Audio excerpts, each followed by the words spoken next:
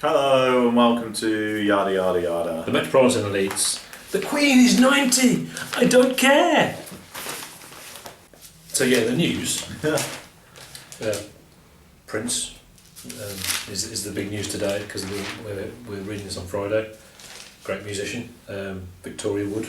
The out campaign has shown to be much more effective than the in campaign, surprisingly so. So I mean, before we had these two groups and there was a lot of argy-bargy about who should be the official out campaign, and it was kind of widely expected that once a decision is made, they're just going to tear each other to pieces.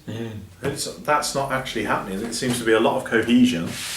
They seem to be neutralising the in campaign's arguments quite effectively. Yeah, it does really echo the Scottish referendum. Interestingly enough, question time last night, there would seem to be a lot of support for Brexit in the audience.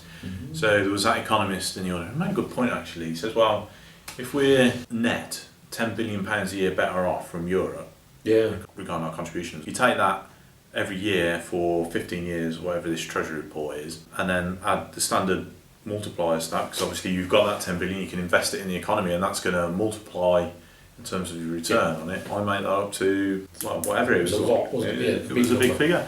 Obviously that's an issue, that's one of the points. Yeah, it's a purely arbitrary calculation, but it's as good as this treasury report that came out. Yeah, that said actually. Yeah, I mean, what? In 30 years' time, was it by 2030, wasn't it? That this sort of happened by 2.34%. And this will translate to over £4,000 per household.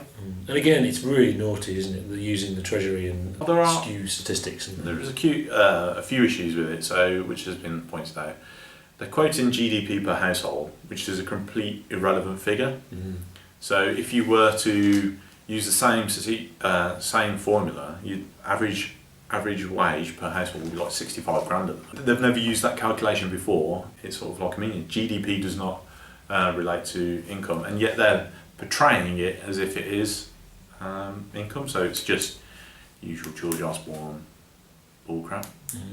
Secondly, the modelling is obviously not very good. The standard economic modelling it's all over the place for the last few years. We're in really weird times, and the standard modelling techniques are just they just fail. They completely failed to predict anything. Yeah.